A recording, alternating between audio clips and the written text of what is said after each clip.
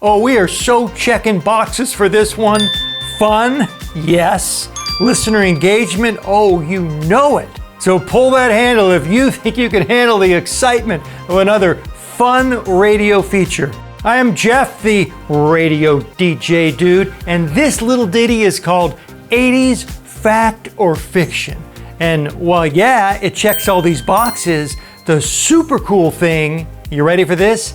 It actually edits itself. It builds itself. We are on the air. Yeah, I hear you. Those are some wild, clickbaity claims right off the top. Well, let's jump right into this. Let me throw some sound into your ear holes and let you get a taste of what the deluxe version of this 80s fact or fiction bit actually sounds like. 80s fact or fiction. We'll hit you with 3 outrageous 80s facts, but one's totally bogus. Can you spot the faker? Prince's iconic Purple Rain was originally going to be titled Electric Magenta Drizzle. The 80s cartoon He-Man was created primarily to sell action figures. Michael Jackson's hair caught fire during a commercial shoot for Pepsi. Bogus. And totally bogus. Prince may have loved colors, but Electric Magenta Drizzle sounds more like a hipster latte than a hit album. Back to more extreme 80s fun in 2 minutes. And that's an 80s fact, Jack.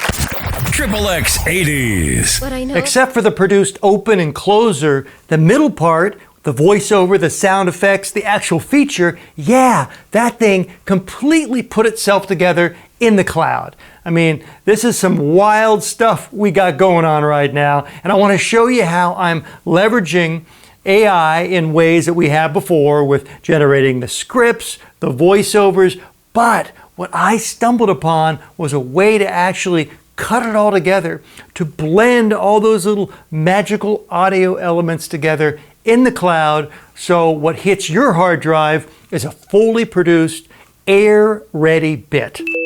But I want to set some expectations here, because if you heard me use the word deluxe a second ago, that was the, 5-star A-list version of the bit. And that requires, well, a lot of advanced wiring to pull that off. And it's totally doable, and I'll crack deeper into this in a little bit. But what I'm also going to share with you a much simpler, streamlined approach to this bit, maybe without all the audio razzle-dazzle, still a solid bit, and one that you could easily pull off using my AI workflow. 80s fact or fiction. 3 awesome 80s facts, but one's totally bogus. Can you spot the Milli Vanilli of the bunch? Prince's iconic Purple Rain was originally going to be titled Electric Magenta Drizzle. The 80s cartoon He-Man was created primarily to sell action figures. Michael Jackson's hair caught fire during a commercial shoot for Pepsi. And totally bogus, Prince may have loved colors, but Electric Magenta Drizzle sounds more like a hipster latte than a hit album. Back to more extreme 80s fun. And my psychic guides are already telling me this video is going to be deep. I'm going to try to cover as much as I can, but I also, have real data to contend with. And I know for these long videos, the average view duration is about 9 minutes and 28 seconds. So I don't want you to miss out on the juicy stuff that I might deliver at 11 minutes and 16 seconds. So right off the top, let me tell you, for some of these workflows, the AI prompts, and all the juicy information on how you could automate your audio production in the cloud, all that info is waiting for you with a link in the description. So you click that baby, and I'm going to hook you up with everything you need to know to pull this off for your radio station. Okay, with that said, let's buckle you up and get this baby rolling. Whether you choose to tackle the deluxe version, or maybe you want something more streamlined and simple right out of the gate, well, the great thing about this workflow that I'm going to share with you, it covers both. It's a 2-for-1 workflow special. And the righteously rad thing, I will show you this 2-in-1 workflow, whether you're using N8N or our very colorful no-code tool, make.com. To produce both the deluxe version, which is the multi-part script, or the single script, This workflow accomplishes both. So what does that look like in real life? Well, you have your friendly bot writers prepare the script, but they do it in 4 parts: 3 trivia items and 1 answer. So to achieve the deluxe output, you need each one of these items as a separate voice track. But if you're cool with just rolling with the easier to pull off single script solution, well, you create your own all-in-one script by piecing together the individual parts. And that workflow sends all the script parts over to this Google Sheet. And you can see here, each one of these trivia columns represents a separate trivia statement. And 2 are real, 1 is false. And then at the end, we have the answer. And also in this sheet, there's a slug, which is just a way to name each one of these trivia segments. And then the VO column will alert us once we've actually recorded voiceover. So once again, these are 4 separate scripts that are sent to 11 Labs to produce 4 different sound files. Okay? That's what we need for the deluxe version. The single script approach is just 1 script right here. You see this? This is just 1 script. And all it is, it's made up of those 4 individual scripts. So we just duct tape each one of those babies together and make a self-contained piece of copy. But each round of this 80s fact or fiction feature, well, it needs to be created. These details need to be researched. You think I am toiling away at my keyboard? Heck no. That's where our super friendly scriptwriter bots are waiting for our input. I'll show you 2 ways how to pull this off. Whether using one of these no-code tools. Right now, you're looking at In8In, where you're sending it basically a prompt saying, hey, I want you to create 2 trivia rounds for this fun bit, 80s fact or fiction. And then we give it much more detailed rules to follow. And we specify the kind of output we want. And with anything that AI spits out, it is so crucial that we get the final say. I mean, the bots, they have good intentions, but they don't always get it right. So it's crucial that we put our peepers on it and we massage it, we tweak it, we edit it so it truly sounds the best that it can on our air. Because, I'm going to say it again, yes, it's your radio station, it's your first impression you may be making with a brand new listener, and crap in, crap out. So we really want to make sure we're firing on all cylinders with really high-class, high-quality content. And if you let a crappy script pass you by and, it hits your ear, that just is not a good sound for your station. And once again, your sound, that's your main product. So you have to give these scripts a look over and make some tweaks. Because occasionally the bots will write a script with certain language or punctuation that will trip up the voiceover bots. So we have to correct all that before it gets to the voiceover generation stage. As I mentioned, you can generate these trivia scripts 2 ways. One, using In8In or make.com. And just so you know, this isn't going to be a deep dive into the mechanics of each module and how to code everything up. Later on, I'm going to share with you an opportunity if you really want to go deep, specifically for the deluxe version of this. The deluxe version, requires a little more heavy lifting and more back-end coding than we have the time for in this video. But I think when you see what this thing can pull off, the magic that it could produce on its own, you're going to want to opt in and figure out how you can get your hands all over this, because this is such a time saver. Even these 2 modules here, which I'll share what they're doing under the hood in a second. But what I'm going to do is launch a separate workshop on how to build this out. And this isn't only good for this nutty little bit, but you could use this for all future ideas, future bits on your radio station. So hang on for that. I want to first get into how we're creating the scripts. And I just shared the workflow model. Now I'll show you the manual model that you could do over in ChatGPT if you're just more comfortable pasting a script into the chatbot and having it generate a suitable output. Like with any of these AI-powered radio fun features, they all live or die based on the prompt. I mean, that is the instruction manual that you're given to the bots to hopefully turn out something super creative and cool that you could run on your radio station.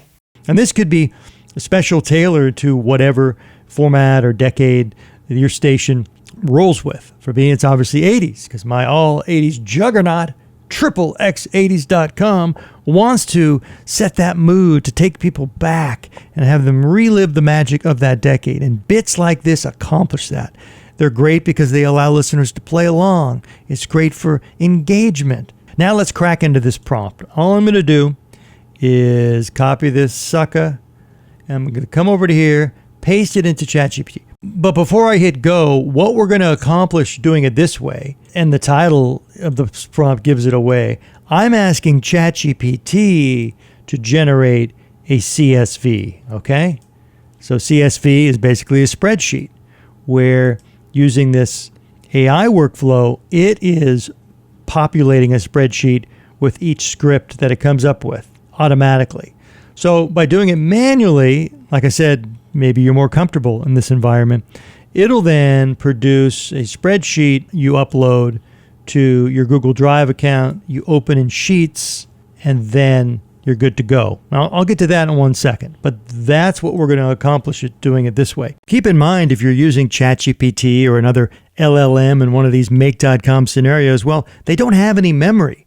So if you go in and prompt this to generate 2 trivia rounds, that output is going to be very similar to the next time you prompt it to do 2 more, because its context window or memory is only as big as that prompt. Compared to doing this over in ChatGPT, well, it has a very long context window, meaning its memory is as long as your conversation with it in any one session.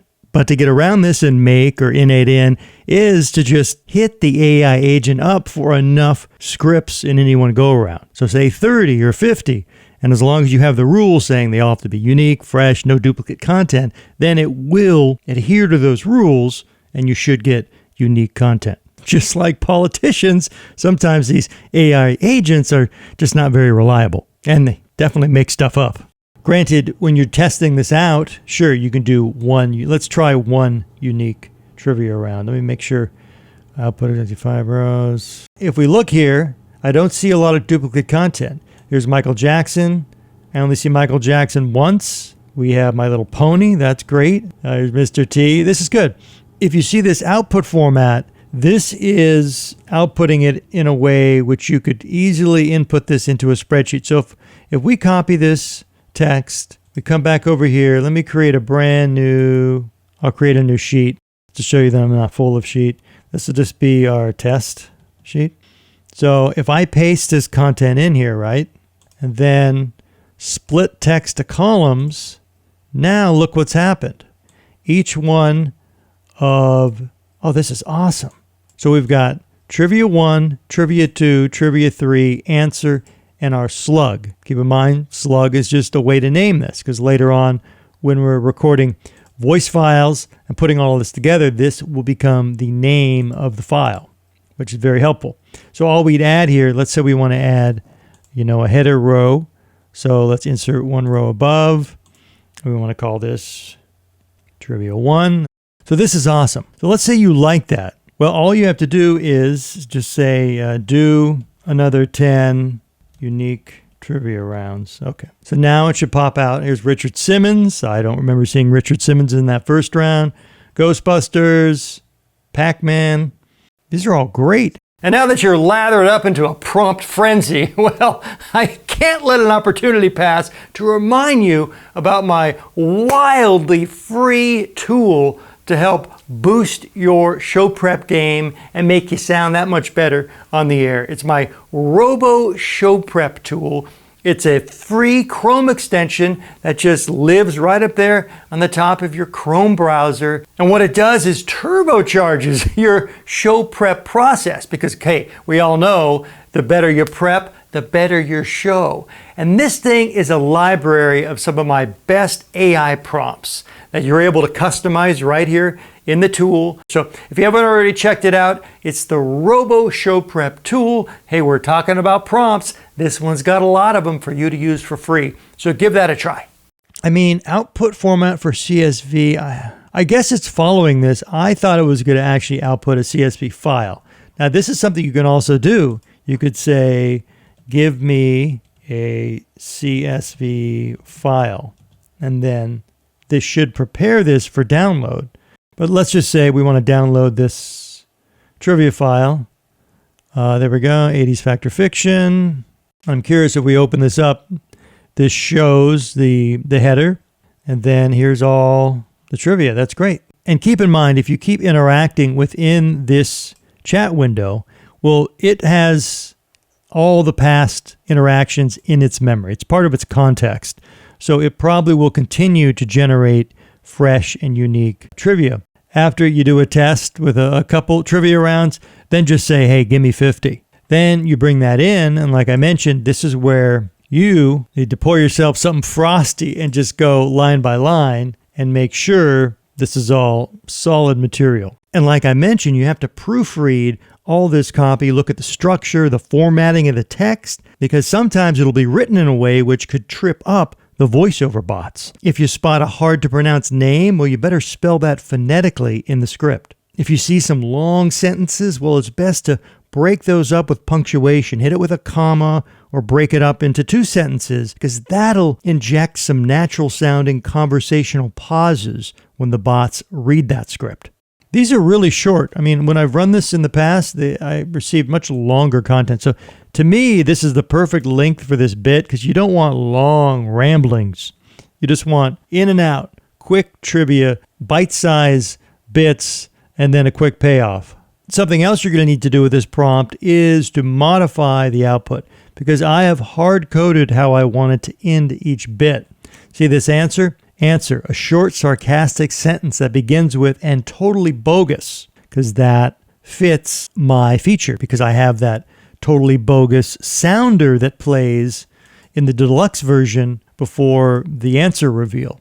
You need to make this your own, come up with your own, final line to, introduce the answer. Once you're done editing and you dig your scripts, well, you have 2 options. One, you're going to generate 4 separate voice files for each segment, or if you first want to try this with just my simple approach, well, you need to merge all these trivia and answer bits into one self-contained script, and that's very easy to accomplish. All you do, in row 2, in a brand new column, which I've called Combined Script, I'm pasting in this magical formula, and boom, just like that, it has stitched together each one of these individual items into one script. And you want to see something sneaky and cool? If you want to do that for the rest of your rows, just grab this little blue dot and drag, whammo, jabammo. Now you've copied all these individual items into self-contained scripts. So that is definitely a time saver. But keep in mind, these don't appear as text. So if you want to lock all this in, what you want to do is highlight all the rows, hit copy, come over one more column, right click and paste and do values only. So now you have the text. And then if you want to copy this combined script, and you can actually, if you want to delete this column, just to keep your sheet nice and tidy, because you've got tidy sheet, if I don't say so myself. So now that you have all these self-contained scripts, now you're ready to start sending them over to 11 Labs to have voiceovers generated. And while sure, you could go the manual route with this too and just copy and paste each of them into 11 Labs and generate each one individually, to me, that is a big old time suck. That's where one of these no-code automation tools could really save you a ton of time. Whether you're using N8N or you're more comfortable in Make, I do have a workflow for each. So for example, if we want to roll with the Make, I have to move this clock down here. Let's check out the sass behind this scenario. First of all, it starts with peeping under the sheets and pulling data from that spreadsheet, okay?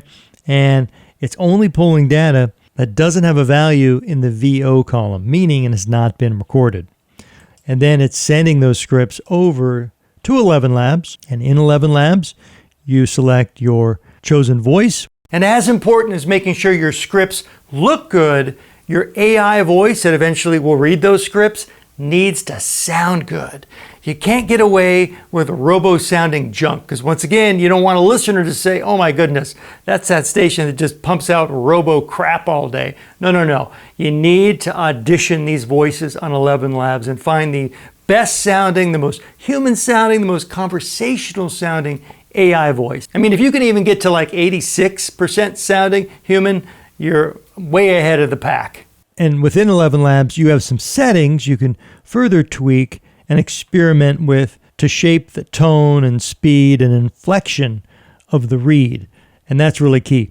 Now, once you find settings that you really dig, you remember these little numbers here, and you come back over, let's say if it's make, well, this is where you enter those settings. In terms of the script, like I mentioned, this isn't a deep dive on how to construct make.com scenarios. I've done a ton of videos, and I'll link to one magically right up there if you want to go deeper on how to create these. Well, I have enough hot air to fill the Las Vegas Convention Center. So watch one of those videos. But the short story is you're pulling in the script from that spreadsheet, the combined script. And that's what's being sent over to 11 Labs to record. And then it'll just rip through this one row at a time. And it'll spit out, look at this, all 20 of these scripts in under a couple minutes, which is pretty incredible. And within my make scenario, I'm having all these voice files deposited to my Dropbox. Now, something you probably won't have in your scenario, this is something I'll get into more in a second. See this audio processing module? Well, this is a custom module that I created. I think it's next level. I think it's pretty liberating. But what this does, this automates your audio processing. So once the voice is created by 11 Labs in the cloud, it sends it over to this magical piece of code in the cloud that processes the audio. Yes, compresses it, limits it, hits it with normalization, gets it broadcast ready before dropping it over in Dropbox. So that saves you a step back on your radio station's computer. And to me, that's a big time saver, especially with AI voices.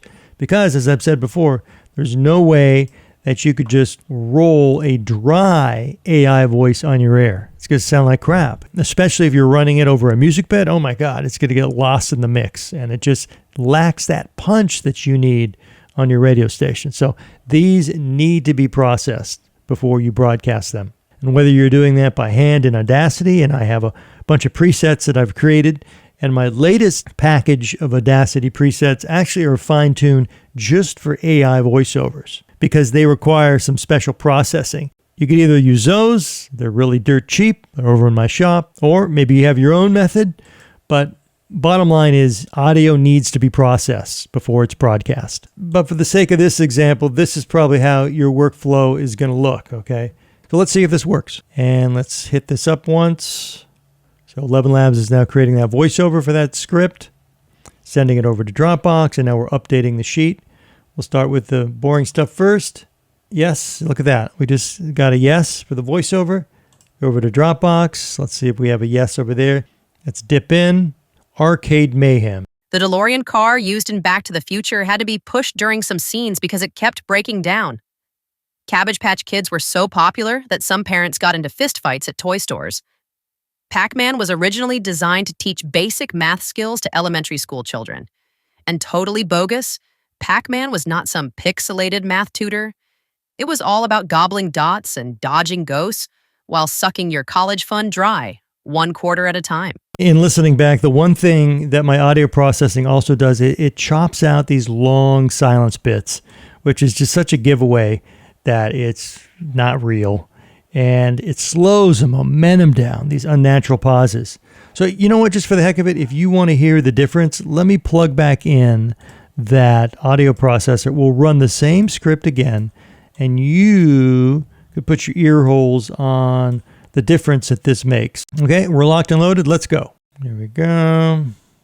Reading the scripts, processing that audio, uploading the file at just breakneck speed. That is incredible. So if we go back to Dropbox, I mean, just looking at this waveform, look how much healthier it is. That's some beefy peaks, and the silence bits have totally been reduced. So now this is what we're working with. The DeLorean car used in Back to the Future had to be pushed during some scenes because it kept breaking down. Cabbage Patch Kids were so popular that some parents got into fistfights at toy stores. Pac-Man was originally designed to teach basic math skills to elementary school children. And totally bogus. Pac-Man was not some pixelated math tutor. It was all about gobbling dots and dodging ghosts while sucking your college fund dry, 1 quarter at a time. So that's the simple approach to this bit. One script, no sound effects. Well, at least not on the front end. You can then go into your favorite sound editor and really, trick that bit out and add your own sound effects to give it some more sizzle. But why? When a much easier solution exists.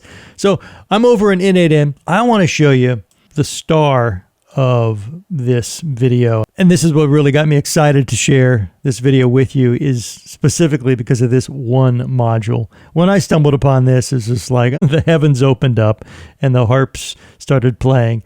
This is going to be such a massive time saver moving forward. It took a while to set up, but wow. And the best way to describe this audio join node is to run that same script we just heard, and let's let this workflow do its magic. Let me turn off the loop because we're only going to do one script. And if all this looks good, let's send it back to 11 Labs. We'll get it processed. Let's take this for a whirl. It sent the script to 11 Labs. It's reading that same script again, but it's generating 4 different voiceover files, okay? And In8N will arrange these tracks in a way that this mystical, magical audio join node can use. Now, what this is doing, it's editing those 4 sound files together, but sprinkling in some audio pixie dust. And then it's processing them with that process we just heard, uploading that file to Dropbox, ready to dazzle our ears. And then at the end, it's going to update that sheet and we should be good to go. And if we go back to Dropbox, we could see it uploaded Fact Arcade Mayhem 2. The DeLorean car used in Back to the Future had to be pushed during some scenes because it kept breaking down. Cabbage Patch Kids were so popular that some parents got into fistfights at toy stores. Pac-Man was originally designed to teach basic math skills to elementary school children. Bogus. And totally bogus, Pac-Man was not some pixelated math tutor. It was all about gobbling dots and dodging ghosts while sucking your college fund dry, 1 quarter at a time. And there you have it, the power of sound design and some, well-timed sound effects sprinkled in between these individual trivia items. And then that fun, totally bogus sounder before the answer is revealed. To me, this is the way you want to present this feature on the air. This just has so much polish and pop. And I think it just takes it to a whole nother level, makes it for a much more fun listening experience. And you saw how quick this ripped that out. Think about how long it would take for you, even if you're fast, in Adobe Audition or Audacity, to build this, to bring in these 4 individual sound files, then to cut in those sound effects. So we had a ding, ding, ding, 3 dings, and then the bogus sounder at the end. We have to line those up. We have to cut those in. And once we have all that edited together, we run our audio processing, and we have to then export the file, save the file, just typing in all that nonsense. I mean, the time savings to me, without exaggeration, is monumental. That's why I'm super jazzed about these brand new nodes that are leveraging code in the cloud to take a lot of that work off of our back. For example, when I say code in the cloud, what the heck does that even mean? Well, up until about a week ago, I had no idea. And I have to keep reminding you because I want to inspire you. I am far from a coding guru. No, I'm a coding bonehead. I just annoy ChatGPT with my requests to help create code for nutty ideas. So you heard each one of those sound effects, okay? Sound effects 1, 2, and 3. Those are the dings and then the bogus sounder. So right here, I've hard-coded the path to where those sound effects live over in Google Drive. And then this other code basically says, hey, in this node, whenever this radio bonehead types in SFX2, well, just cut in the file that lives at this address. When he writes bogus, well, once again, we're going to serve up this sound file and cut that in. This is how we order all of our files. Keep in mind, every time you see data 1, data 2, data 3, data 4, these are the voice files we're getting back from N8N. So if we click View. The DeLorean car used in Back to the Future had to be pushed during some scenes because it kept breaking down. There you go. We have cut this together using code in the cloud. It assembles all this into one self-contained file right here. This is a self-contained file that is generated. The DeLorean car used in Back to the Future had to be pushed during some scenes because it kept breaking down. Cabbage Patch. And so it generates a WAV file, which is then sent to our audio processing node and moves it along the path to Dropbox. So maybe you're thinking, okay, well, that's nifty. I mean, you cut in some sound effects and you've merged some voiceover files all in one, but I don't really need a ding sound effect and Bill and Ted saying bogus. Well, come on, let's expand the vision here. What can you do with this piece of code? Well, almost anything. Let's say you have a music countdown show. Instead of sound effect 1, sound effect 2, sound effect 3, maybe you have a top 3 requests of the day countdown show. Well, this could be numbers, number 1, number 2, number 3. And you just upload these sound files to Google Drive. And this could be your show open. You can have music beds. And if you're generating your voiceovers using 11 Labs or another AI service, which I don't always recommend, just keep in mind when I say, hey, just throw some voiceovers out there to the bots, that's not my first choice. I'd love for you to voice as much content as possible. But, in small doses and for specific bits, AI voiceover is fine. So I don't want this to feel bait and clicky, where I promised you one thing and can't totally deliver. Well, this, what I'm calling the Deluxe process, it's not real cut and dry. It does involve building out Docker files and JavaScript and deploying these code instances over on Railway. So there are more technical steps involved. So that's why you could find a link in the description to pick up the prompts for this bit, both to run in ChatGPT and in make.com or in N8N to generate all the scripts and a basic workflow to help you produce all the voiceovers. But when you click that link and you go to that page, there's going to be a little field for you to enter your email, and only enter that email if this is something that has piqued your curiosity, if this is a workflow that you might find useful in the future when you're putting together your own produced radio content that actually you're not putting together because we have code in the cloud editing all these little sound bits together. If this is something that you think might save you time and may help benefit your workflow, well, let me know, share your email with me, and I will get in touch. I mean, as long as enough of you are interested in this, well, I will launch a workshop to personally take you through all the steps to make this happen. 80s fact or fiction. Here come 3 rad 80s facts, but one's totally bogus. Can you find the phony? The Apple Macintosh was introduced with a Super Bowl ad in 1984. The creators of Pac-Man admitted the ghosts' movements were modeled after their cats chasing laser pointers. Rick Springfield, singer of Jesse's Girl, actually starred as a doctor on General Hospital. Bogus. And totally bogus, Pac-Man ghosts inspired by cats? Nice try, but Blinky and Inky weren't interested in laser pointers, just tasty yellow dots. Triple X 80s. The final question, will this become fact or fiction on your station? Let me know if you run with this. I'd love to hear if you come up with a new idea, a fresh spin on this bit. Let me know in the comments. Okay, there you have it. Hope you enjoyed that one. I am Jeff, the radio DJ dude, and if you dug this little ditty, well, please share a like and subscribe with me. I so do appreciate your time. And until our next little radio rendezvous, you keep rocking those mics all over the world.